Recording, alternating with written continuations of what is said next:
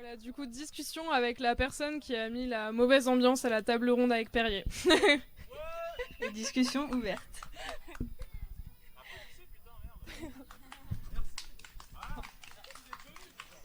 Donc Léna Lazare, bonjour. Tu es militante contre les méga-bassines à Sainte-Soline. Et tout ça, c'est dans les Deux-Sèvres. Mais tu es aussi une des porte-paroles du mouvement Youth for Climate en France. Il y a peu, tu étais également étudiante. Peut-être que tu étudies encore. Est-ce que tu peux nous en dire un peu plus sur qui tu es et nous raconter un petit peu ton parcours? Ok, du coup, je m'appelle Léna, j'ai 25 ans. Et en effet, j'ai commencé à...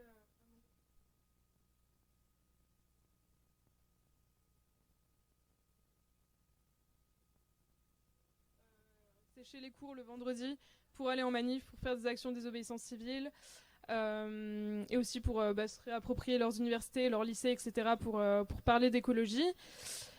Et récemment, je me suis engagée dans un mouvement qui s'appelle les Soulèvements de la Terre, et particulièrement sur, sur la campagne, sur l'aspect plutôt de... Enfin non.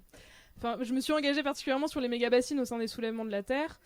Et du coup, peut-être pourquoi est-ce que j'en suis arrivée là, c'est aussi parce que j'ai étudié, j'ai fait une licence de sciences dures à la fac, et puis je me suis rendu compte que être physicienne c'était chouette, mais peut-être que quand le monde brûlait, j'avais d'autres choses à faire que d'être devant un ordi à faire des simulations, même si c'était pour découvrir des choses passionnantes.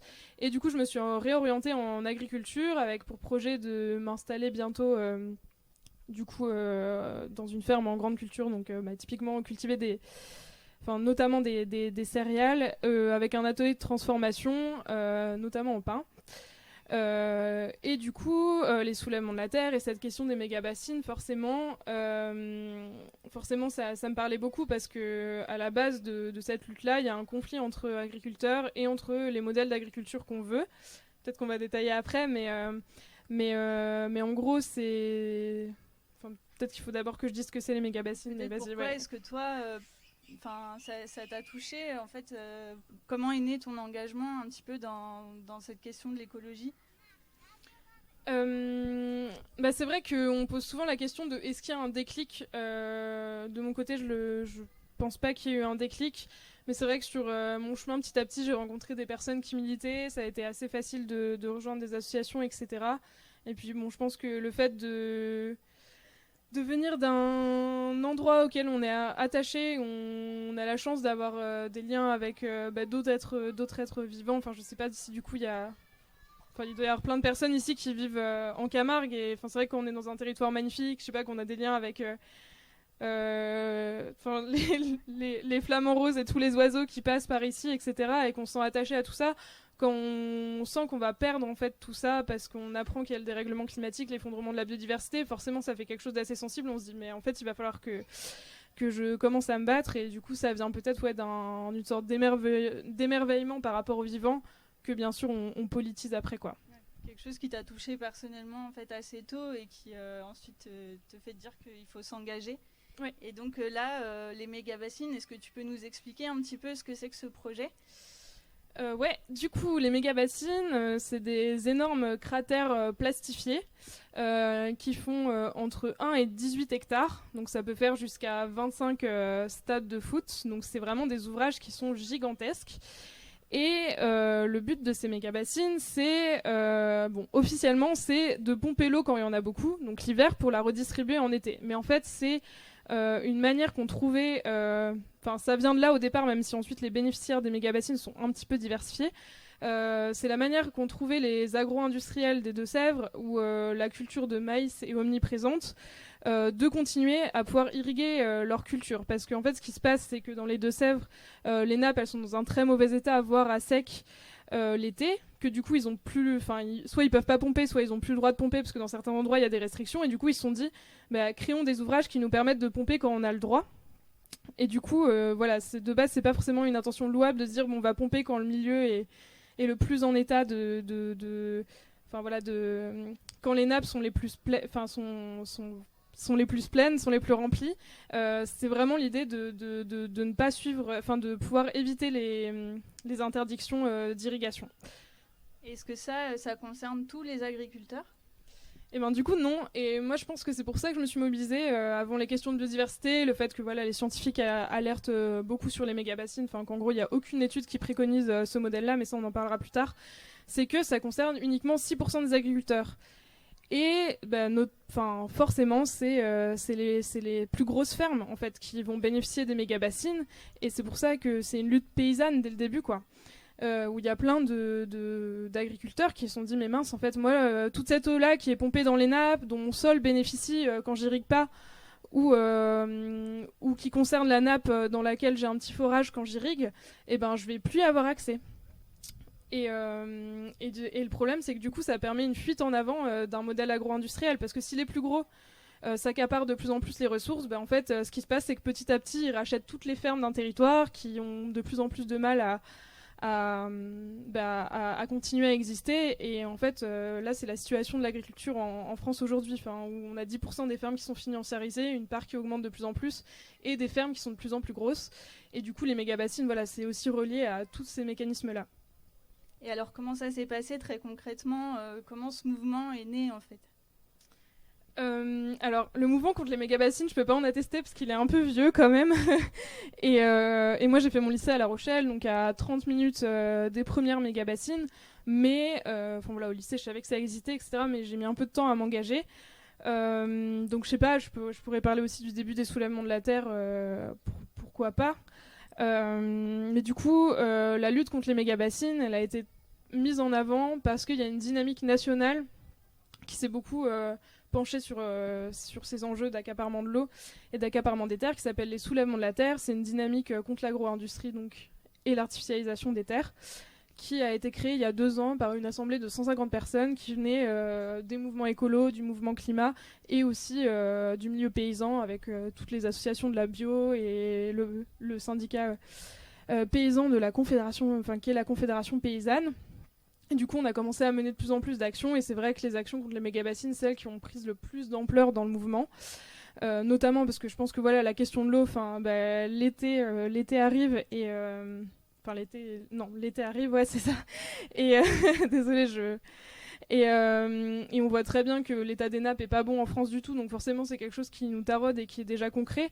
Mais en plus, je pense qu'il y a eu pas mal d'espoir dans ce mouvement, parce que bon, voilà, la dernière manifestation à Sainte-Soline, c'est quelque chose à part, et je pense qu'on pourra en rediscuter parce que ça s'est très mal passé. C'est un mouvement où on a réussi à faire des manifestations d'ampleur et en plus à faire des gestes de désobéissance civile impactants, et qui du coup montraient aux gens qu'en fait, si on veut que des projets n'aboutissent pas, en plus la première méga-bassine à laquelle on s'est attaqué, elle était illégale et elle continue de fonctionner malgré voilà, les résultats des procès. En fait, on a fait des actions où on allait directement démanteler les méga-bassines, leurs tuyaux, les bâches, etc. Et c'était vraiment voilà, comment est-ce qu'on reprend du pouvoir face aux ravages écologiques en cours, notamment lorsque en fait, on s'en rend compte de plus en plus, les entreprises écocidaires où l'État ne respecte même pas ses propres lois. Et bon, voilà, c'est une question sur laquelle on pourra revenir plus en profondeur. Et c'est vrai que cette dernière manifestation contre les méga-bassines, elle a connu une répression, on peut dire, assez violente. On a tous, je pense, vu des images de cette répression. Qu'est-ce que ça représente pour toi, une réaction aussi forte dans un pays démocratique ? C'est vrai que de toute façon c'était totalement inimaginable, même si voilà, j'ai été étudiante à Paris, et je pense comme beaucoup ici, on a été aux manifestations des Gilets jaunes déjà, qui ont été particulièrement réprimées, et puis celles de la réforme des retraites, pareil, elles ont été très réprimées. Mais là on a atteint un point qui est quand même assez aberrant, où voilà, il y a eu 200 blessés, 50 blessés graves, 2 personnes dans le coma, des images vraiment atroces de la répression policière, où on voyait clairement, je pense qu'ils se rendaient compte qu'ils pouvaient faire des blessures graves, voire tuer des gens. Et les ordres qui ont été donnés par l'exécutif, et notamment M. Darmanin, ils ont été pointés par l'ONU. Ce qui est quand même assez rare, en disant vraiment on s'inquiète des politiques en France dernièrement, que ce soit vis-à-vis du mouvement contre la réforme des retraites ou de ce qui s'est passé à Sainte-Soline.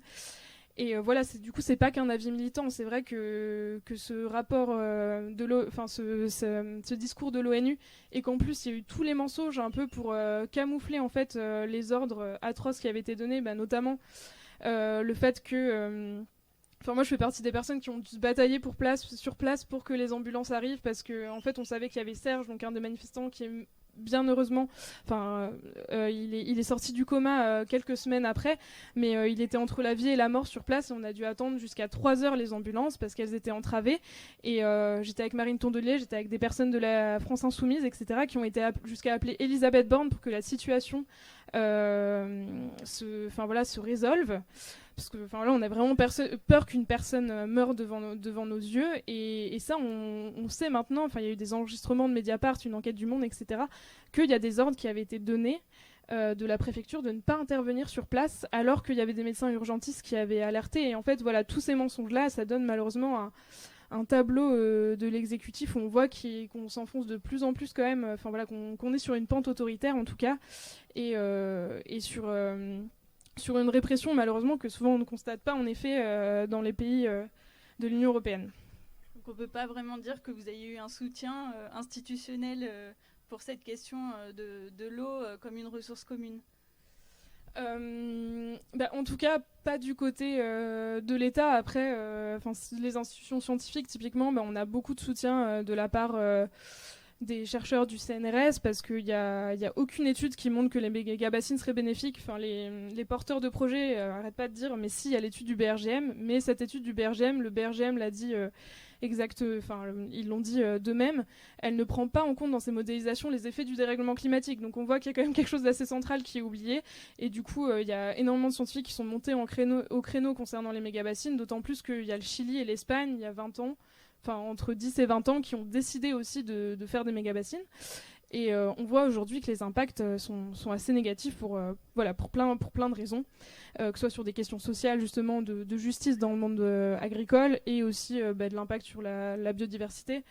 Malheureusement, on peut impacter les nappes d'une manière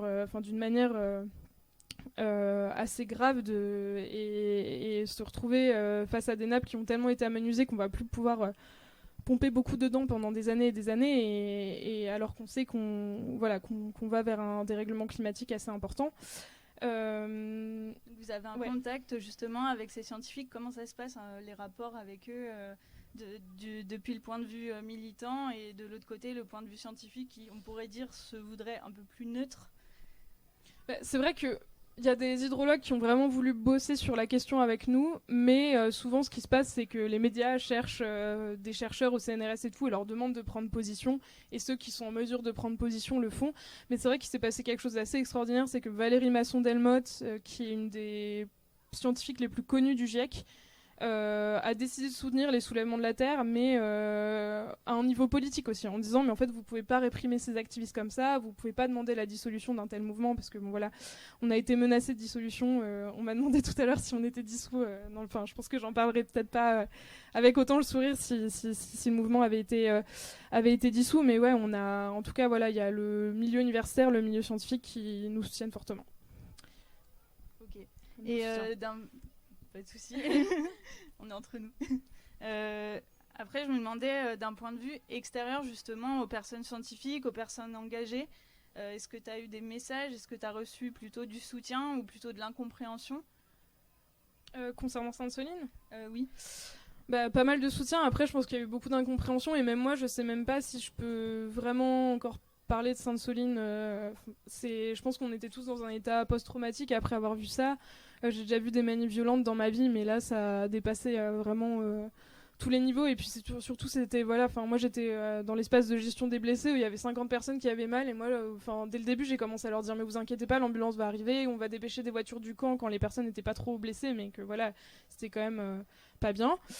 Et en fait le fait d'avoir dû attendre, d'avoir vu des blessures aussi graves, etc., c'est vrai que je sais pas, c'est des images de guerre civile en fait auxquelles on pense dans sa tête quand on voit des choses aussi graves. Et après on se pose beaucoup de questions en tant qu'organisateur. Moi j'étais pas sur les questions de tracé de la manif ou les actions, je suis plutôt sur la partie communication, à gérer les réseaux sociaux militants, à taper des communiqués de presse, ce genre de trucs quoi.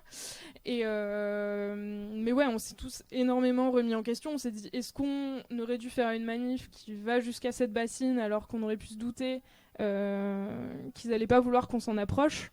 Après, voilà, nous, notre but, c'était d'encercler cette bassine symboliquement. Enfin, c'est quand même quelque chose, enfin, justement, quand on veut exprimer des opinions contre un projet, etc., qu'on peut s'estimer dans le droit de faire. Et il y avait des actions de désobéissance civile, mais elles n'étaient pas très proches de la bassine. Donc, en fait, s'ils avaient voulu empêcher surtout les dégradations, ils seraient pas...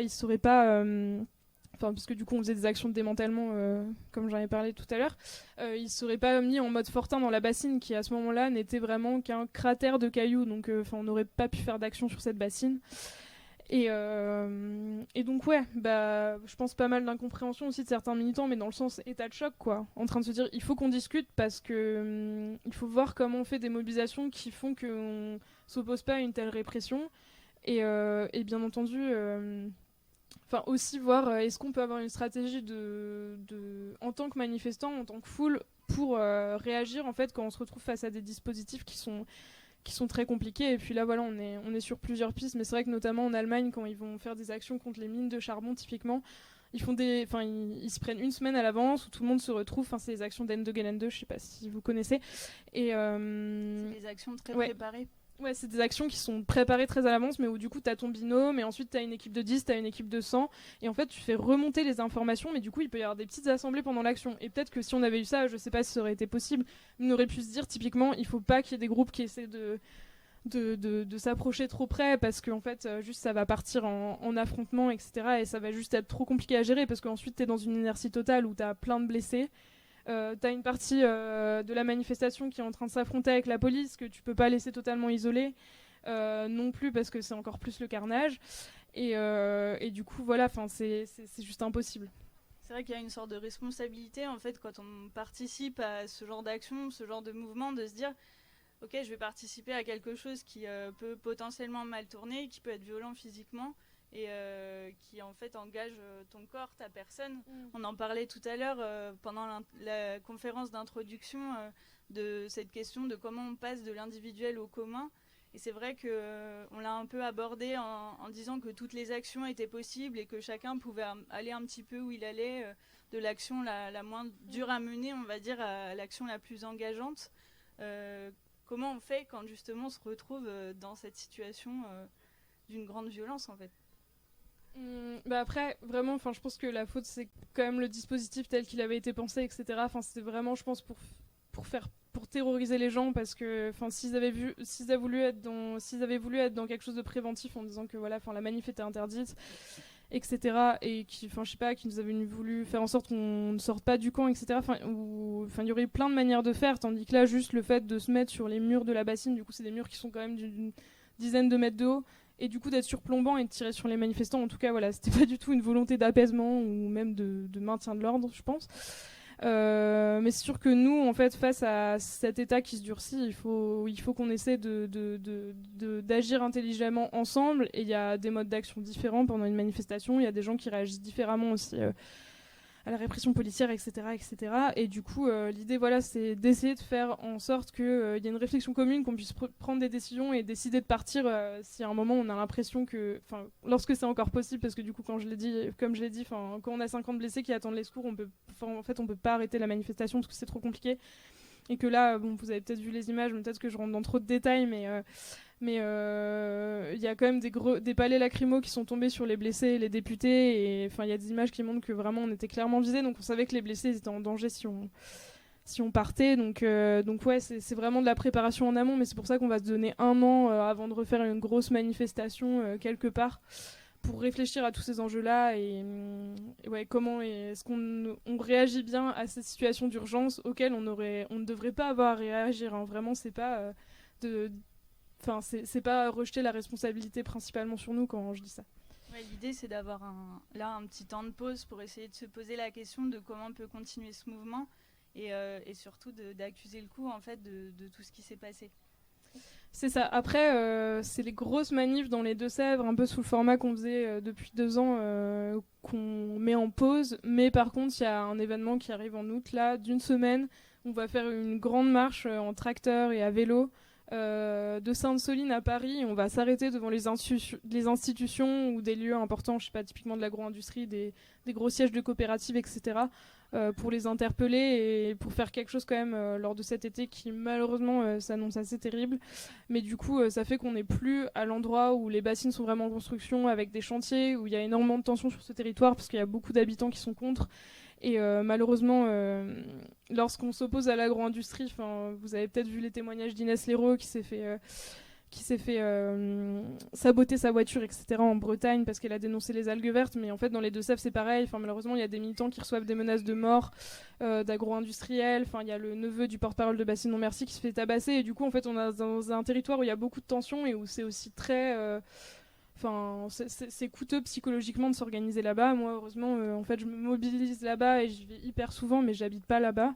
Donc, j'ai pas ce poids-là qu'ont les gens, mais voilà, c'est pour ça qu'on fait une pause. Mais il y aura cette tracto-vélo qui démarre c'est genre le convoi de l'eau, ça démarre le 18 août, si je me trompe pas. Ok, merci de nous en avoir informés. Et c'est vrai que du coup, il y a peut-être d'autres actions à mener ailleurs pour parler de ce projet. Est-ce que c'est ça un peu le message là que tu auras envie de porter? C'est qu'en fait, il faut parler de ce qui se passe, de cette répression qu'il y a eu à ce moment-là, et comment ensuite continuer sur d'autres formes avec des personnes peut-être qui étaient moins impliquées au départ et moins sur les lieux. Après, je pense que vraiment, il faut... on a tous des choses à faire sur notre territoire et ça peut être de porter des alternatives qui sont vraiment à la hauteur des enjeux et il y a plein de choses qu'on pourrait citer. Mais en fait, il y a plein de luttes locales sur les territoires et il y a une carte de reporters qui recense tous les collectifs qui se battent contre des projets polluants et imposés. Donc en fait, dans les Deux-Sèvres, c'est les méga-bassines, mais justement, si on habite en Bretagne, c'est peut-être plutôt les fermes-usines. Et il n'y a pas longtemps, typiquement, il y avait un projet d'entrepôt Amazon près de Strasbourg où des habitants se battaient. Il y a les luttes contre les routes qui prennent beaucoup de place. Donc après, on n'est pas obligé de se focaliser sur les bassines. Après, si on veut agir sur ces questions d'accaparement de l'eau, pareil, il y a plusieurs projets contre lesquels on peut se battre. Et c'est peut-être aussi pour ça que je suis montée un peu au créneau par rapport à Perrier. Mais en vrai, je connais pas la situation locale par rapport à Perrier. C'était pas du tout un jugement par rapport à la personne. Hein. C'est comme je l'ai dit, mais c'est que du coup, il y a plusieurs collectifs en France, notamment à Vittel et à Volvic, qui se battent contre Nestlé parce que ça a créé d'énormes problèmes d'accès à l'eau potable dans leur village, etc. Et du coup, il y a plein de choses sur lesquelles il faut s'informer. Mais sur la question des méga-bassines, c'est quand même important de se rendre compte que les Deux-Sèvres, c'est un espace test. Maintenant, là, ils ont signé une sorte de convention pour 30 nouvelles bassines dans la Vienne. Donc, c'est juste à côté des Deux-Sèvres. Et leur but, normalement, c'est après avoir vu que dans les Deux-Sèvres, on pouvait les mettre en place, c'était de faire ça partout en France, là où c'était... possible. Il y a aussi des sortes de bassines, mais c'est des retenues collinaires parce que, c'est dans des endroits où il y a du dénivelé, donc il y a aussi de l'eau des ruisseaux et de l'eau de pluie qui tombe dedans, mais bon, c'est un peu comme des bassines aussi dans les Alpes. Et ça, c'est uniquement pour la neige artificielle qui construisent ces réserves d'eau. Donc c'est un peu une lutte sœur. Donc que ce soit vis-à-vis des méga-bassines ou un peu ces bassines de montagne, en tout cas, il faut être hyper vigilant. Il y a plein de collectifs bassines non merci qui se sont créés. Aussi, pour justement tuer dans l'œuf des projets. Ce qui s'est passé en Ile-de-France il y a 4 mois, il y a la Confédération Paysanne et des gens dans l'Oise qui se sont battus parce qu'il y a un chantier de méga-bassines qui devait démarrer ou qui avait tout juste démarré, je sais plus exactement. Et je crois qu'il avait un peu démarré parce que il y a eu une remise en état du site, mais voilà, ils ont fait annuler le projet. Et en plus, il y a des projets aussi qui se font de manière illégale sans avoir eu les autorisations, etc. Donc heureusement, il y a des comités de veille citoyenne qui se constituent un peu partout et il y a une carte qui est mise à jour sur le site de Bassine Montmercy. Si je me trompe pas, ça doit être assez facilement trouvable, quoi. Donc ça, c'est face à ce nouveau modèle de gestion de l'eau pour l'agriculture. Que finalement il y a un commun dans la lutte qui peut se créer partout en France, en fait en mettant en lien la lutte contre tous ces projets. Ouais, du coup sur la question des bassines, c'est vrai qu'on s'est vraiment mis en réseau parce qu'il y a des risques de projets un peu partout, même si c'est vraiment focalisé sur les Deux-Sèvres et que forcément on n'est pas sur les mêmes nécessités d'irrigation en fonction des départements et tout. Enfin, vraiment, les Deux-Sèvres, comme je l'ai dit, c'est ceux qui sont à l'origine du projet, c'est vraiment les grosses coopératives, surtout de maïs, parce que du coup, le maïs, c'est la plante qui a le besoin le plus d'eau au moment où il y en a le moins, quoi, l'été. Et donc forcément, ça leur posait vraiment beaucoup de problèmes, les restrictions. Je sais qu'il y avait des projets de bassines, typiquement en études en Bretagne, et ils se rendaient compte que en fait, les méga-bassines, alors que en plus, avec le sous-sol granitique, etc., et tous les petits ruisseaux, la manière dont sont faites les nappes phréatiques, c'était compliqué de remplir pour tout un long territoire, parce que typiquement à Sainte-Soline, c'est 18 km de tuyaux tout autour. C'était compliqué de les remplir de cette manière et il faudrait faire des plus petits ouvrages un peu partout. Donc en fait, il y a plein de manières de s'accaparer l'eau aussi, malheureusement, pour des intérêts privés. Après, voilà, nous, on n'est pas contre l'irrigation. Enfin, c'est une lutte qui est menée aussi par la Confédération paysanne. On a quand même besoin d'eau pour irriguer des cultures, mais il faut savoir quelle culture, cultiver comment aussi, parce que malheureusement, dans le Marais Poitevin, là, pas très loin de Sainte-Soline, c'est la deuxième zone humide la plus grande de France, et ça a énormément perdu en biodiversité aussi, parce que justement, toutes les cultures de maïs autour, elles sont vraiment arrosées de pesticides. Et donc nous, on veut aller vers une agriculture paysanne et écologique qui donc, a des pratiques vertueuses. Et ces cultures-là, on peut les irriguer déjà plus que les autres. Et puis aussi, voilà, typiquement le maraîchage, il y a vraiment un fort besoin en eau, tandis qu'il y a des cultures où on peut quand même un petit peu plus... vas-y, peut-être que je rentre trop dans les détails, mais on peut un peu plus se modérer. Donc voilà, en tout cas, la question c'est comment est-ce qu'on choisit démocratiquement où va l'eau, quoi. Et notamment, bien entendu, je pense en mettant, avec des questionnements écologiques importants, quoi. Et toi, d'un point de vue personnel, tu pratiques cette agriculture ? Ouais, du coup, j'ai fait un brevet agricole en agroécologie il y a 1 an et demi. J'ai bossé dans des fermes en stage, et puis un peu après mon stage, bon là il se trouve que je travaille dans une asso, donc j'ai un peu laissé tomber, je file des coups de main chez des potes paysans, mais j'ai un peu c'est pas quelque chose qui occupe la majeure partie de ma vie, mais je recommence en septembre parce que du coup je veux vraiment concrétiser mon installation agricole.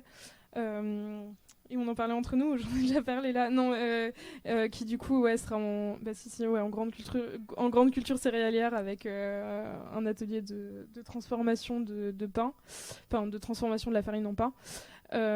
Et puis c'est important pour moi d'ailleurs de mettre sur d'être sur un projet de ferme en grande culture, parce que c'est vrai que le maraîchage, quand t'es sur 1 hectare et tout, t'as vraiment besoin d'irriguer en maraîchage pour le coup. Mais là, je vais être quand même dans le même domaine que ceux qui construisent des méga-bassines. Et justement, pour le coup, je suis persuadée, même agronomiquement, on sait que c'est possible et que c'est... Parce qu'en face, l'agro-industrie nous dit toujours, la FNSEA, ils adorent dire, mais nous, on nourrit le monde et pas vous. Ça, pour le coup, agronomiquement, c'est totalement faux. Il y a plein de pays dans le monde où l'agro-industrie n'est pas majoritaire et où les gens ne meurent pas de faim. Mais c'est vrai que c'est important aussi pour moi de traduire en actes et de montrer dans ma ferme que justement, je peux moins irriguer que ceux qui construisent les méga-bassines, et que surtout, je porte un modèle d'agriculture totalement différent. C'est vrai qu'on se demande si ça peut pas être une répartition des professions un peu plus centrée sur l'agriculture, d'avoir des projets d'agriculture en plus petit, de plus petite taille, on va dire, et en fait d'avoir plus de personnes qui iraient travailler dans ce domaine, en fait. En tout cas, ce qui est vraiment important et ce qui est inquiétant en France, c'est l'accaparement des terres par l'agro-industrie, quoi. C'est de voir que les tailles de ferme augmentent, mais c'est pas parce que tu vas embaucher ton pote qui devient ton associé. C'est que ça devient vraiment des grosses entreprises où il y a des gens à la tête qui, eux, ne mettent pas les mains dans la terre, qui embauchent des salariés agricoles. Et ces salariés agricoles, en fait, ils sont pas maîtres de ce qu'ils font. Et moi, c'est vrai que ça me perturbe beaucoup. Quand on travaille la terre, il faut qu'on décide justement, tiens, je vais mettre plus d'engrais ou je ne sais quoi, mais que les gens, même si de base ils sont dans un modèle conventionnel, pour moi ce qui est important c'est qu'ils puissent décider de ce qu'ils font de leur terre. Après, si tu deviens juste un salarié d'un grand groupe, ou si tu es relié à des grands groupes, c'est le cas en élevage notamment, je sais plus exactement comment ça s'appelle, mais en fait il y a des gens, quand ils s'installent, ils passent des contrats avec des grosses boîtes, donc c'est pas leur patron, mais en fait ils sont obligés, on leur amène les veaux, ils ont les vétérinaires de la boîte, etc. Et ça, que les paysans ils soient dépossédés de leurs terres, quoi, c'est quelque chose, en tout cas je trouve, qui est assez central dans cette question aussi d'avancée de l'agro-industrie, quoi. Ok. Et est-ce que tu peux nous donner des nouvelles du mouvement Youth for Climate? Oui, du coup, Youth for Climate, donc c'est la branche française du mouvement de Greta Thunberg, qui elle a commencé à faire la grève tous les vendredis avec ses potes devant le Parlement suédois. Et nous, on a fait des grèves plus massives en France. Enfin, il y a eu jusqu'à 300 000 jeunes, je crois, à la journée de pic un peu de mobilisation nationale qui sont descendus dans les rues et tout. Le mouvement il a un peu changé parce que déjà c'était assez coûteux quand même de sécher les cours tous les vendredis. Enfin moi honnêtement mon année elle y est passée. Et puis symboliquement c'était intéressant, on a pu prendre de la place médiatiquement et tout. Après on s'est rendu compte qu'il fallait peut-être faire d'autres actions et on a toujours des comités locaux partout en France. Enfin, on en a 60, avant le Covid on en avait 200 malheureusement. Je pense que comme tous les mouvements écolos, surtout nous parce que en fait quand on n'avait plus les universités ni les lycées pour s'organiser. Et typiquement, les universités, elles sont restées fermées hyper longtemps. Nos groupes locaux, ils meurent, quoi. Mais du coup, ces groupes locaux existent toujours localement, on fait plein d'actions. Enfin, c'est vraiment de faire une conférence parce qu'il y a des gens très jeunes. Enfin, il y a des gens qui ont mon âge, il y a des gens qui sont plus âgés, qui sont en thèse, mais il y a aussi des gens qui ont 15 ans, 14 ans dans Youth for Climate. Donc du coup, ça va de, faire une conférence sur les enjeux climatiques dans sa classe à monter une action de désobéissance civile contre Total. On est hyper engagé dans la campagne contre ICOP notamment. Mais voilà, le mouvement existe toujours, quoi. Et est-ce qu'il a rejoint, par exemple, les luttes contre la réforme des retraites, les luttes plus axées sociales qu'écologiques? Comment se crée la jonction entre ces deux mouvements? Carrément, Youth for Climate, les jeunes de Youth for Climate, déjà, ils participent à titre individuel beaucoup aux mouvements sociaux. Mais là, c'est vrai qu'il y a un gros travail ces dernières années qui s'est fait. Bon, nous, voilà, de toute façon, on est militants, forcément, on lit justice écologique et justice sociale. Mais c'est vrai que même pour les orgas un peu plus. Les grosses orgas comme la CGT et Greenpeace, c'est intéressant parce que depuis plusieurs années, il y a des rapprochements qui se font. Et alors qu'on a ce cliché de la CGT qui est hyper productiviste, qui veut juste garder le plus d'emplois possible, là en fait il y a des secteurs aussi où les salariés se rendent compte d'eux-mêmes en fait que ils vont se heurter à des réalités physiques en fait, aux limites planétaires et que ils vont avoir déjà il y a des convictions écologiques chez eux, mais aussi que leurs secteurs ils sont pas durables quoi, qu'ils vont devoir changer. Enfin, je pense notamment au secteur de l'aviation, mais il y a plein de secteurs dont on pourrait parler et du coup il y a un rapprochement même des orgas plus institutionnels écolos et des gros syndicats sur ces questions-là, quoi, de aussi comment on fait, pareil pour bifurquer quand on travaille à la raffinerie de Grand Puy chez Total. Enfin, nous avec For Climate, d'ailleurs, on avait fait les piquets de grève là-bas, ce qui avait étonné pas mal de gens, quoi. Pourquoi vous allez soutenir les salariés de Total? Justement parce qu'on soutient les salariés, juste ce qu'on soutient pas, c'est l'entreprise et la direction, et il faut proposer des possibilités de nouveaux emplois en fait pour ces gens-là, quoi. Donc dans les syndicats aussi, il y a une possibilité d'ancrer la question écologique. Ouais, mais c'est sûr, vraiment, ça se fait de plus en plus et on le voit aussi, la mobilisation contre les méga-bassines, elle a été... toutes les manifs qu'on a faites, elles ont été déclarées par la CGT et Solidaire. Déclaration refusée par la préfecture, mais donc du coup, ils nous ont soutenus sur les dossiers parce qu'ils se sont dit, en vrai, s'ils refusent à la CGT, ils vont refuser à tout le monde. Et depuis le début, les syndicats soutiennent de ouf les soulèvements de la terre et les luttes contre les méga-bassines. Donc c'est vrai qu'il y a une jonction entre le mouvement climat et les mouvements sociaux qui s'est bien faite, alors qu'on a vu que c'était un peu compliqué pendant les Gilets jaunes parfois en 2019. Je me souviens, il y a des activistes du mouvement climat qui comprenaient pas trop. Et en fait, on a vachement appris les uns des autres. Et puis, oui, on s'est rendu compte de toute façon, oui, que l'écologie c'était fondamentalement une question sociale et que les modèles économiques et politiques qui nous mènent droit dans le mur, en fait, ils sont bâtis sur ces inégalités sociales-là et pas que sur le ravage du vivant, quoi. Donc tout ça est relié. Ouais. C'est un peu théorique. Là, quand je dis. Ouais. Peut-être, tout à l'heure, tu as fait une intervention pendant... qui a un peu cassé l'ambiance, on va dire. Peut-être qu'il y a des personnes qui voudraient poser des questions ou réagir par rapport à ça ou par rapport à tout ce qu'on vient de dire. N'hésitez pas, on a discuté avec certains après ce que j'ai dit sur Perrier. Y a pas de souci, quoi. Sur les autres questions aussi. C'est vrai que c'est... D'être devant et tout, c'est toujours un peu... Enfin, c'est pas ce qui est le plus propice à la discussion, même si on est en cercle, mais...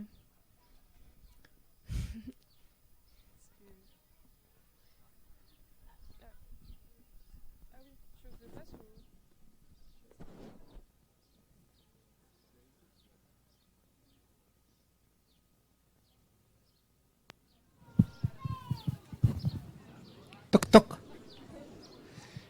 Merci de votre très beau dialogue. Ma question c'était, il y a des gens, des agriculteurs, d'utiliser comme moyen d'irrigation artificielle les canaux. Aujourd'hui, la plupart des canaux ne sont plus actifs, ils sont reconvertis en lieu de promenade, de plaisance. Et qu'est-ce que vous pensez de cette alternative d'utiliser les canaux au lieu de méga-bassines? Est-ce que ça vous paraît cohérent ou bien est-ce qu'on retombe sur les mêmes problématiques? J'écoute. En tout cas, je pense pas que les canaux soient du tout les mêmes problématiques que les méga-bassines, c'est sûr. Après, même si mon père habite pas très loin d'ici et il habite en Camargue, c'est un territoire que je connais peu et j'avoue que la question des canaux, enfin, je pourrais pas me prononcer davantage là-dessus. En tout cas, c'est sûr que par rapport à des ouvrages qui sont conçus vraiment pour une mainmise, pour que l'agro-industrie s'accapare l'eau, avec tous les problèmes dont j'ai parlé, bon, on n'est pas trop revenu sur le fond scientifique, mais maintenant il y a plein d'articles là-dessus si besoin. Enfin, je pense que ça a quand même rien à voir avec une modification de marée pour l'agriculture, même si je sais que ça a eu des impacts assez importants sur la biodiversité, et notamment l'assèchement des marais en Camargue qu'on a bétonné et tout, mais voilà, je laisserai des personnes plus expertes que moi parler de ça.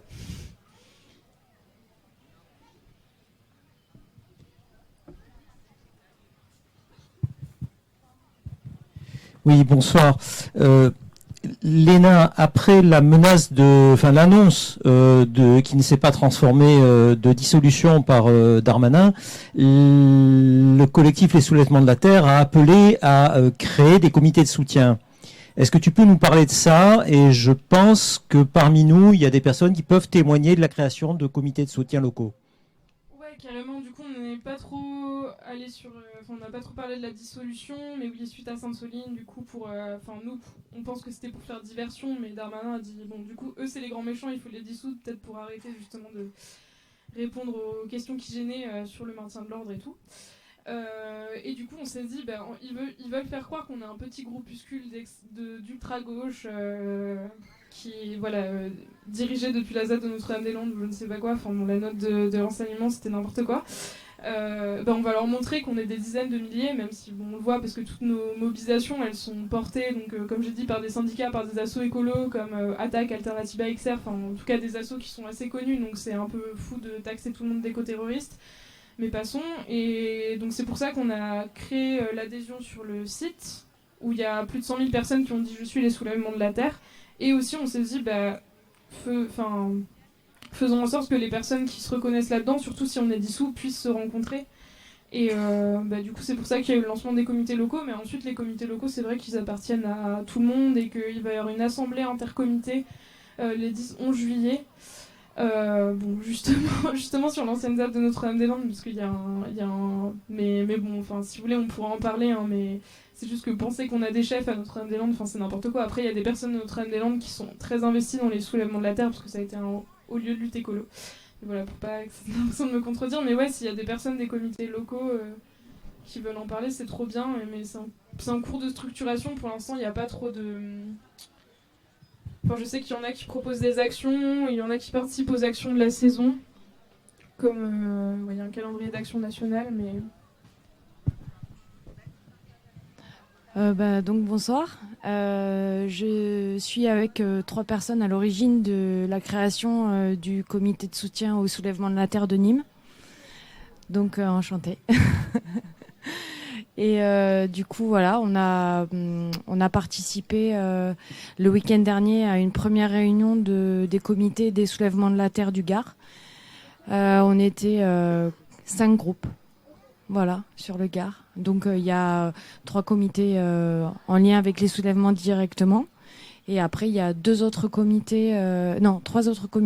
Par contre, c'est des associations qui avaient déjà des luttes locales et qui ont rejoint la dynamique, quoi. Trop bien. Et du coup, là, il y a une initiative qui est portée en partie par Bassine Non Merci, mais aussi par depuis des comités locaux qui s'appelle 100 jours pour les sécher, justement, cet été. Du coup, c'est 100 jours d'action, ça commence le 15 juin, ça se finit le 15 septembre, et le but, c'est de faire plein d'actions partout en fonction des enjeux de son territoire sur la question de l'eau et de la sécheresse. Donc, interpeller le gouvernement, interpeller les entreprises, faire des actions de tout type. Ouais, je sais pas ce que ça va donner, et si du coup, dans le Gard, vous comptez participer, mais... Alors nous, il y a déjà quelque chose sur Rochegude, donc c'est au-dessus de la Lesse. Donc il y a un projet qui est ressorti des cartons de méga-bassines, qui serait de la taille de celle de Sainte-Soline. Pour l'instant, il n'y a rien de formalisé, c'est encore à l'état de projet. Donc le collectif qui s'en occupe, qui s'appelle Osaguet, rencontre le maire de Rochegude la semaine prochaine pour en parler, justement, pour remettre les choses au clair. En fait, ça a très vite été médiatisé et ça a un peu cristallisé des tensions de part et d'autre. Donc, je pense qu'il y a des discussions qui vont avoir lieu. Après, c'est vrai que dans notre région, à part dans les Cévennes, mettre des méga-bassines, c'est peut-être un peu compliqué. Et je sais qu'il y en a dans l'Hérault aussi qui sont prévus. Voilà. Après, j'ai pas de contact encore avec les comités de l'Hérault. Mais en tout cas, ce qui nous préoccupe, nous, en termes de lutte locale, c'est plutôt l'artificialisation des sols et voilà, le fait que les villes et les routes s'élargissent, les interconnexions se font de plus en plus et notamment autour de Nîmes, il y a des routes en construction et tout ça. Et c'est vrai que nous, on va plutôt se rapprocher de la déroute des routes. Voilà. En fait, la déroute des routes, alors moi j'ai été en lien avec eux justement par la ZAD du Lien, le collectif qui s'est monté par rapport au contournement de Montpellier, qui s'appelle Le Lien. Du coup, en fait, la déroute des routes, c'est, je crois que c'est une quarantaine ou une cinquantaine de collectifs qui sont contre l'artificialisation des sols et notamment la création de nouvelles communications routières, alors que on se rend compte du fait que plus on met de routes, plus il y aura de voitures et en fait il y a peut-être d'autres moyens de transport à privilégier avant l'automobile. Et du coup, le problème qui se passe, c'est que ces collectifs en local, un peu, c'est le pot de terre contre le pot de fer. Et on se dit qu'à plusieurs, on est plus fort et on peut se soutenir. Et c'est le but du collectif des routes. Voilà. Des routes. L'idée, c'est d'obtenir un moratoire contre les projets routiers. C'est ça. Et du coup, je te dis ça parce qu'il y a une amie très proche qui est dans le contournement sur Enora, qui est hyper active dans le collectif. Et c'est parce que Jean Castex a signé 55 nouveaux projets routiers. Et en effet, vraiment, il y a des endroits où c'est aberrant. On voit que c'est vraiment pour, de toute façon, pour le transport par camion, quoi. C'est pas pour les gens. C'est comme Castres-Toulouse. La nationale, elle est très peu utilisée. Donc mettre une autoroute, ce serait totalement délirant. Et du coup, c'est lié typiquement à l'industrie Pierre Fabre, etc. Et c'est toujours un peu la même chose, quoi. Mais bon, bref, peut-être...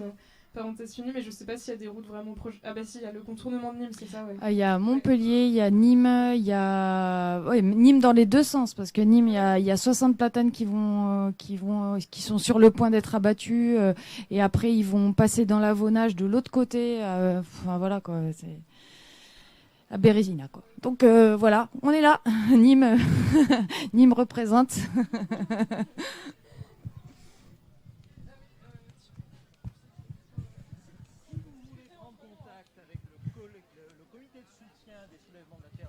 Rapprochez-vous de Claire. Laissez vos coordonnées.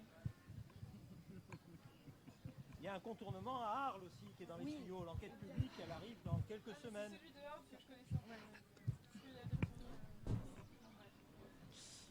Bonsoir. Du coup, moi, je voulais parler à titre personnel au nom des soulèvements de la terre arlésienne.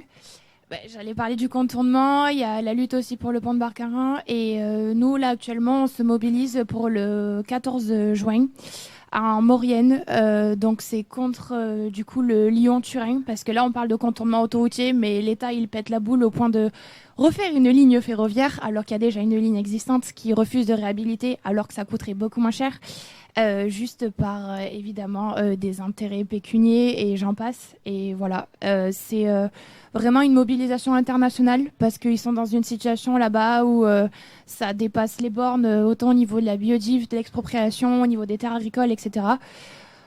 Ouais, exactement. Enfin, tous les enjeux sont rassemblés là et du coup, voilà, je fais un appel si des personnes sont intéressées à la convergence des luttes, que ce soit pour Soulèvement arlésien ou pour aller en Maurienne le week-end prochain. Voilà. Ouais, c'est le 17 juin et le départ de la manifestation, c'est Modane. J'ai pas le détail encore du lieu exact, j'ai les 3 jours avec le programme, mais moi c'était le samedi du coup qu'il fallait se mobiliser au max. Ouais, c'est samedi 17, non? C'est 17, Moi j'ai 18, je crois. 14, 17. Je crois pas que ce soit le 14 parce que c'est 17, 18. Et avant, bon, je pense que c'est trop loin pour ici, mais la date qu'on a avant, c'est qu'on se mobilise contre les carrières de sable de Lafarge au sud de Nantes. Mais pareil, il y a toutes les infos sur internet, ça va être super. Oui, c'est que du coup, il y a 2 mobilisations nationales. Enfin, il y a celle-là et le Lyon-Turin, quoi. Je me suis trompée de moi du coup, mais effectivement c'est le 17 juin, pardon.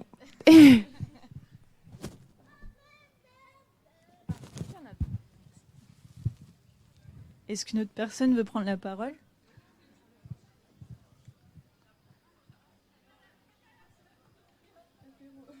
Apéro. Pardon. C'était discret. Merci, j'ai mis un peu de temps avant de réagir. Ma question, j'ai beaucoup suivi tout ce qui s'était passé autour des méga bassines à Sainte-Soline parce que ça m'a percuté énormément. Les images m'ont vite marqué et j'ai voulu en savoir plus. J'ai vraiment commencé à suivre des personnes qui étaient engagées et activistes à ce moment-là. Donc j'en suivais déjà quelques-unes, mais c'était assez généraliste. Et ce que j'ai vu m'a vraiment donné envie d'en savoir plus et de prendre conscience de plus de choses. Il y a notamment quelque chose qui m'a marqué et dont on a très peu parlé. Et je trouve que c'est un sujet un peu délicat. Je ne veux pas lancer de polémique, c'est vraiment juste une curiosité de ma part. Mais dans les vidéos qu'on voit de Sainte-Soline, on voit aussi qu'il y a une petite partie, genre, je sais pas, j'ai entendu les chiffres de 3%, mais des personnes qui étaient mobilisées dans la manifestation, qui étaient venues là quand même aussi pour se battre, quoi. Parce que, je sais pas, raison, colère, frustration ou quoi. Il y a cette vérité-là aussi. Comment ça se gère dans un mouvement, ça? Comment on fait pour canaliser ça? Est-ce que ça se canalise? Est-ce que c'est... comment ça se vit? Ouais, t'inquiète, pas de soucis. Je pense qu'il y a plusieurs choses à dire là-dessus. C'est que déjà, 48 heures avant la manifestation, Darmanin disait qu'il y a des gens qui disaient qu'il y avait des gens qui allaient venir juste pour tuer des gendarmes, etc. Et limite, nous on se disait, mais si déjà on prépare les esprits à ce que ça se passe comme ça, il y a un truc un peu autoréalisateur. Après, en fait, on se rend compte qu'on est devenu une lutte avec un écho international. Qu'il y a des personnes qui sont vraiment venues, surtout de l'Europe entière, mais du monde entier. Et je pense qu'il y a une rage aussi, en fait, qui augmente dans la population, parce qu'on l'a vu à Saint-Soline, on l'a vu aux Gilets jaunes, on le voit en manif tout le temps. Et je sais que c'est pas ça que tu remets en question, mais moi c'est ça qui me travaille, en fait, c'est qu'on est arrivé à un point où en fait il y a des gens qui se disent ma seule manière de me faire entendre tellement mes droits sont piétinés, qu'on m'interdit de manifester, qu'il y a des choses injustes tous les jours, qu'en fait ils se rendent compte que la seule manière de se faire entendre c'est la violence. Et en fait c'est quelque chose que j'ai l'impression qu'on observe dans tous les mouvements sociaux, et je pense que je pense que c'est comme ça, tu vois. Le truc, c'est que c'est arrivé. Je me suis dit, ok, c'est vrai que Sainte-Soline 1, il y avait eu un peu de grabuge, mais en fait, c'était un peu, je dirais, comme la plupart des manifs. Il y a des gens qui avaient été un peu frontaux avec la police, mais sûr que c'était pas du tout le niveau de Sainte-Soline, où moi, je le reconnais. Il y a une partie des manifestants qui ont été aussi très violents vis-à-vis de la police. Mais c'est vrai que nous, on s'est retrouvés ensuite dans un tourbillon médiatique où, en plus, dès le début, on avait dit que ces gens venaient pour tuer du flic. Moi, je pense pas que les gens viennent pour tuer du flic. Je pense que les gens sont très, très en colère, et que, je dis, c'est pas pour ça que cette violence est particulièrement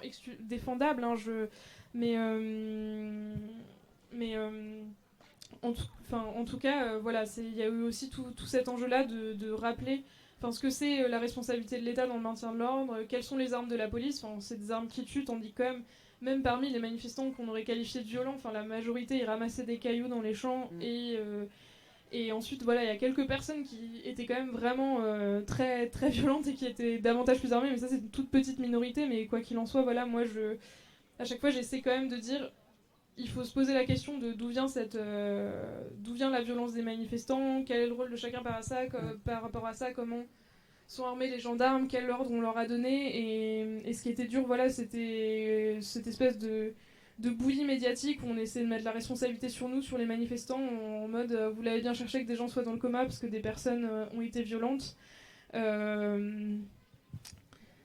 Et ça, c'était assez terrifiant. Après, voilà, je pense que la place de la violence dans les luttes, c'est un énorme débat. Et moi, j'essaie, voilà, je pense que c'est pas ma place de juger les gens ou de légitimer ce qu'il faut faire ou pas. Non, pas du tout. Voilà. Mais en tout cas, non, mais je tenais à le dire. En tout cas, voilà, j'ai pas de jugement. Et nous, on a décidé, quand on nous a posé cette fameuse question de est-ce que vous condamnez les violences, en tout cas, de pas dire oui, je condamne, nous, on est non-violents, etc. On a essayé justement d'expliquer pourquoi on pensait que cette violence, elle arrivait là, quoi. Honnêtement, moi, je comprends. Ouais. Non, mais je sais que c'était pas ta question, Ouais. mais c'est que du coup, comme on parle tous ensemble, je voulais Oui, juste oui. un peu préciser ma pensée. Voilà, c'est pas. Voilà. Honnêtement, en fait, ma question, je pense que c'était plus, cette violence-là, je la comprends vraiment très bien parce que je la ressens moi aussi. Ça met des trucs qui me mettent vraiment, qui m'enragent. Et c'est sûr que, moi, un des freins, pour moi, en tout cas pour l'instant, de rejoindre un mouvement où il y a de la violence, c'est que c'est pas du tout par contre dans mes valeurs et que autant je la comprends et autant je la maîtrise chez moi, autant peut-être que face à des gendarmes qui me tirent dessus, peut-être que j'aurais réagi exactement comme ces personnes. Mais c'est plus est-ce qu'il y a une ligne directrice qui est, je sais pas exactement comment formuler cette question, mais en fait, chez moi, elle me fait pas peur ma violence parce que je sais que je la contrôle, mais c'est de voir d'autres personnes qui sont violentes et qui portent un même message que moi et que du coup, ça ne correspond pas, tu vois. Est-ce qu'il y a des discussions autour de ça justement, et c'est qu'est-ce qui en ressort entre les personnes de comment on gère cette violence-là? Est-ce qu'on est strict sur on n'est pas violent ou au contraire c'est toléré parce que ça se comprend aussi quelque part? Et comment ça se gère, quoi? Mais en tout cas, c'est que. Là, je réponds un peu en mode semi-public parce qu'en effet, quand on nous pose la question dans les médias, nous, on fait en sorte qu'on ne rentre pas dans le discours de justement les manifestants sont responsables, blablabla, et tout ça. Mais par contre, oui, je pense que ça pose des questionnements stratégiques à plein de gens. Aussi au fait que voilà, c'est. Quand on fait une manifestation tous ensemble, même si chacun peut avoir son mode d'action, on est quand même un peu tous dans le même bateau. Et c'est pour ça toutes les réflexions sur comment est-ce qu'on fait collectif réellement ensemble qui, moi, me questionnent beaucoup, quoi. Mais je comprends ce que tu peux ressentir. Après, moi, honnêtement, c'est vrai que ça, c'est des ressentis sensibles. Quand je vais à une manifestation et que je vois qu'il y a cette partie-là qui est au coin de la bassine qui se battait frontalement avec la police, je me disais pas parce qu'ils sont là, je me sens. Je sais pas, moi, mon truc, c'est de faire des blocages, c'est de faire des occupations, c'est de faire du désarmement. Ça, c'est les piliers des soulèvements de la terre. Nous, on l'a dit, même si voilà, on l'a dit lors de la dissolution, on n'appellera jamais à la violence envers les personnes. Par contre, voilà, c'est ce que j'ai dit. Par contre, on condamnera pas ces actes comme le gouvernement veut qu'on le fasse.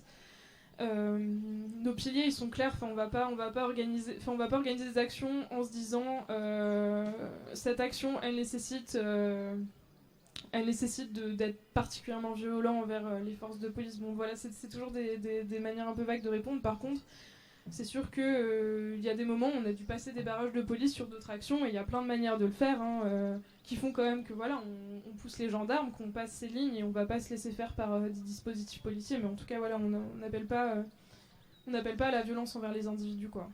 Après, c'est vrai que, je réponds de manière sensible aussi, mais c'est vrai que des fois, cette violence-là, elle dépasse un peu l'individu, en fait. Quand on est impliqué dedans, on ne se rend pas forcément compte de où ça va aller et de quelle réponse il va y avoir face à une action non violente. Et quand la réponse est violente, en fait, il y a une sorte de surprise, je pense, et il n'y a pas tout un mouvement entier qui s'implique à vouloir ou à rechercher la violence, quoi. Il y a souvent un effet de surprise. C'est un peu ce que j'expliquais aussi dans les médias en disant, enfin, vous dites, ah, c'est les Black Blocs qui ont été violents, etc. Enfin, moi, j'ai vu des gens, je sais pas, des vieux militants de Greenpeace, des Verts, etc., ramasser des cailloux dans les champs et les balancer sur la police. Enfin, en fait, enfin, voilà, c'est vrai que le problème, c'est qu'il y a tout ce récit policier aussi sur la manière dont les gens ripostent face à la police en manifestation et que du coup, nous, forcément, quand on témoigne vis-à-vis de ça, bah, c'est toujours compliqué, mais je suis d'accord avec ce que tu dis. Et en effet, il y a aussi des gradations quoi, dans ce que le gouvernement met en lumière. Mais bon, peut-être que je vais m'arrêter là-dessus parce que Non, c'est hyper bourbier un peu. Mais je voudrais juste rajouter, je ne sais pas si on m'entend, bon. Une petite chose, c'est qu'il faut faire une distinction entre la colère et la violence. En fait, on est, en tout cas nous, quand on est dans l'activisme ou quoi que ce soit, on est à 90% dans la colère. Et à un moment donné, si on ne nous écoute pas, si nos frustrations ne sont pas écoutées, d'autant plus que ça touche à des questions de survie, donc à n'importe quel âge, on se pose énormément de questions sur où est-ce qu'on va demain. Donc on est plutôt dans la colère et je pense que c'est important que dans 90% des discours qu'on mène, on parle plus de colère que de violence, parce que sinon on adopte le langage de ceux en face et on le corrobore d'une certaine façon. La violence, elle vient quand eux exercent la violence. Et donc, je pense que c'est super important en termes de communication, à ce qu'on fasse vachement attention au vocabulaire que nous-mêmes, on utilise par rapport à nos actions, nos engagements, nos idées ou quoi que ce soit. Être en colère, c'est salutaire. C'est-à-dire qu'à un moment donné, voilà, il faut exprimer avec une certaine emphase, on va dire, des situations qui sont vraiment critiques.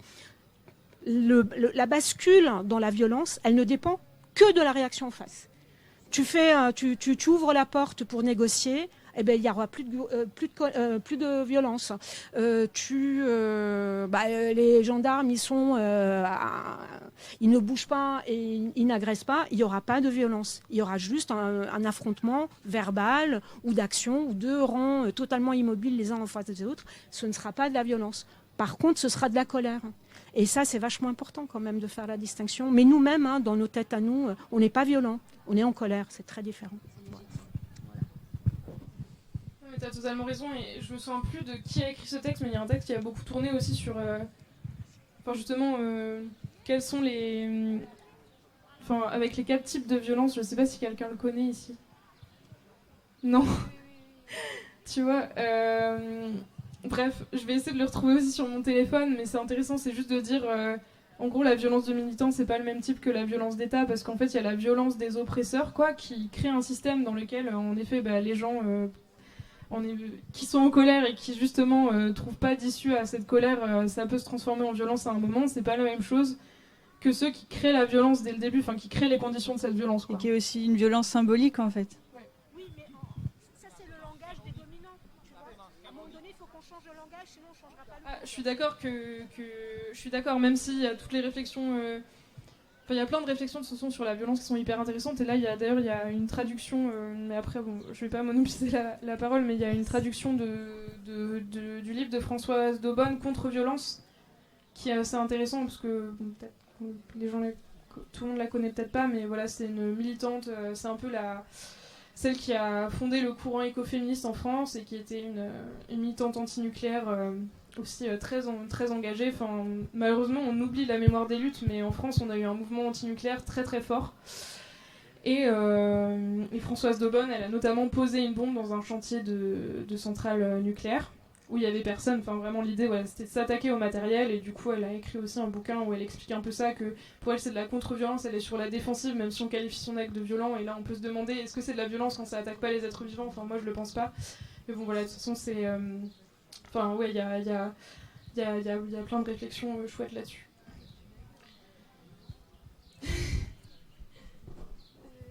Moi, je voulais juste revenir sur la colère, où elle est aussi très importante dans les milieux militants, même si elle peut se transformer en violence potentiellement.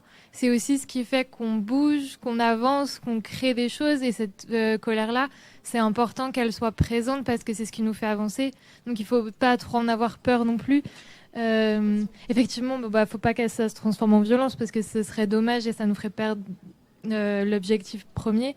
mais sans cette colère qu'il y a au fond de nous et qui bout, on resterait immobile pour toujours et on ne pourrait pas avancer. Donc je pense que c'est important de se réapproprier cette colère et de savoir quelle impulsion on lui donne et comment on la transforme.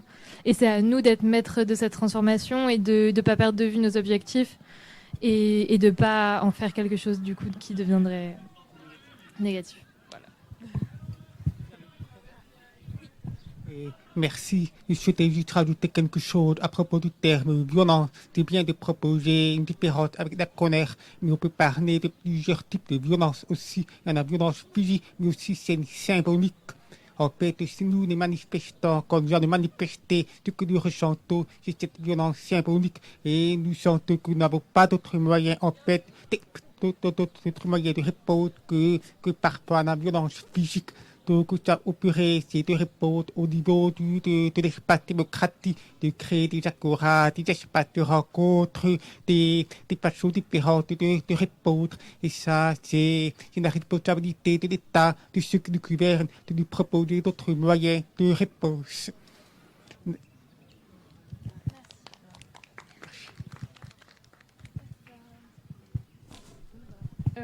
L'ami du comité Nîmes a retrouvé le texte. Si vous voulez, on peut le lire. Il y a 3 sortes de violences. La première, mère de toutes les autres, est la violence institutionnelle. Celle qui légalise et perpétue les dominations, les oppressions et les exploitations. Celle qui écrase et lamine des millions d'hommes, dans ses rouages silencieux et bien huilés. La seconde est la violence révolutionnaire, qui naît de la volonté d'abolir la première. La troisième est la violence répressive, qui a pour objet d'étouffer la seconde en se faisant l'auxiliaire et la complice de la première violence, celle qui engendre toutes les autres. Il n'y a pas de pire hypocrisie de n'appeler violence que la seconde en feignant d'oublier la première, qui l'a fait naître, et la troisième qui la tue. Et du coup, l'auteur, c'est Dom Elder, si je prononce bien. Et c'est exactement ce que tu disais du coup.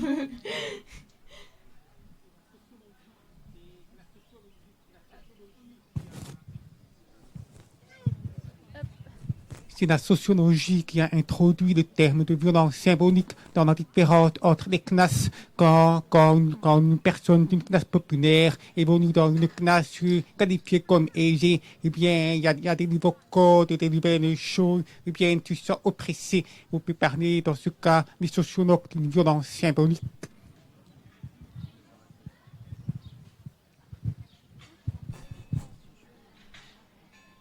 Oui.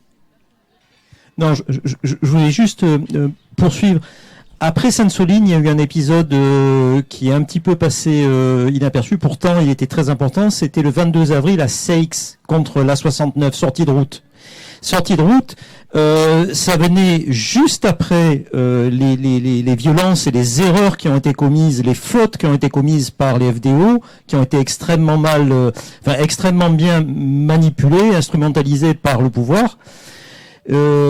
Le 22, le samedi matin, l'appel à rassemblement, les organisateurs du collectif local La Voix est libre s'étaient partagé la tâche par binôme et trinôme et ils sont allés rencontrer les groupes que l'on qualifie de Black Bloc et ils sont allés leur expliquer qu'il était capital que cette manifestation sortie de route soit non violente.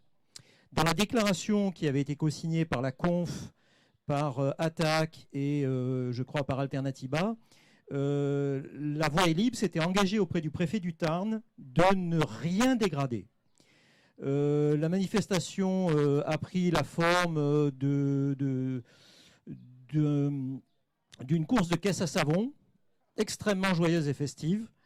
Donc, quand on est parti, on a laissé sur place quelques ballots de paille, symboliquement le mur de l'autoroute sur lequel on est en train de se fracasser, et des pots de bananes.